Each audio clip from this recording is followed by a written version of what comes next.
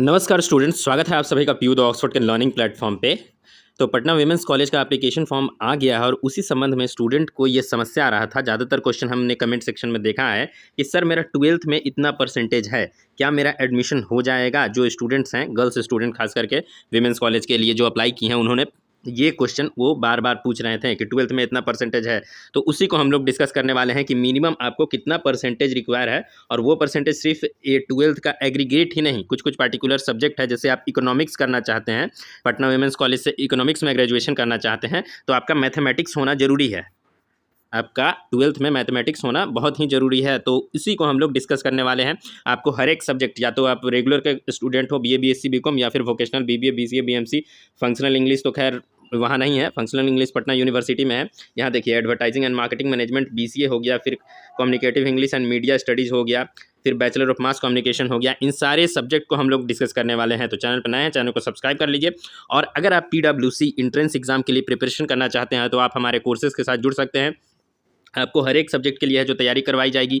जो क्लासेस होगा हमारी अपनी एप्लीकेशन एजुकेशन वाला पे चलता है, और आपका जो सिलेबस है उसके अकॉर्डिंग 100+ इंट्रेंस ओरिएंटेड आप सभी को लेक्चर प्रोवाइड कराया जाएगा। पीडीएफ दोनों लैंग्वेज में होगा, हिंदी माध्यम के स्टूडेंट के लिए हिंदी में, इंग्लिश मीडियम के स्टूडेंट के लिए इंग्लिश में स्टडी मटेरियल होगा। और पिछले 4 सालों से हम लोग इस प्रक्रिया में लगे हुए हैं।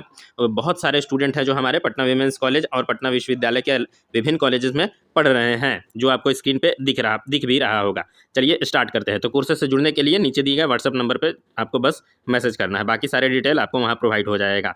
देखिए, एलिजिबिलिटी क्राइटेरिया की अगर हम लोग बात करें तो रेगुलर कोर्सेज से हम लोग पहले शुरू करें, या फिर जो स्टार्टिंग से दिया है उसी से स्टार्ट करते हैं। देखिए, पटना वीमेंस कॉलेज में AMM advertising and marketing management, BCA computer application, CEMS communicative English and media studies, फिर बीबीए माइक्रोबायोलॉजी एम बायो और मास कम्युनिकेशन बीएमसी, ये सारे वोकेशनल सब्जेक्ट हैं। इसमें क्या चाहिए, तो इसमें आपको 50% एग्रीगेट चाहिए, यानी 50% नंबर होना चाहिए। और अगर आप कैटेगरी से हैं तो कैटेगरी से आपको 45% होना ही चाहिए, और एग्रीगेट होना चाहिए। इसमें पार्टिकुलर किसी सब्जेक्ट के लिए नहीं बोला जा रहा है।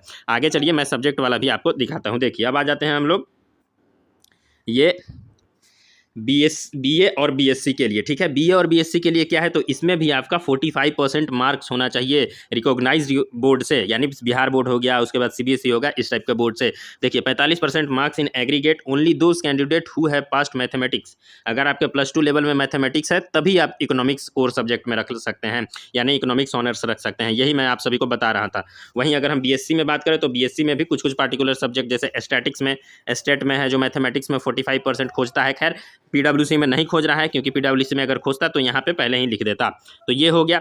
अब आ जाते हैं बीकॉम वाले स्टूडेंट के लिए। ठीक है, जो हमारे स्टूडेंट बीकॉम है, तो बीकॉम में क्या है कि अगर आप कॉमर्स से ग्रेजुएशन किए, 12th किए हैं, +2 है जो आपका कॉमर्स रहा है, तो आपको 45% मार्क्स एग्रीगेट होना चाहिए।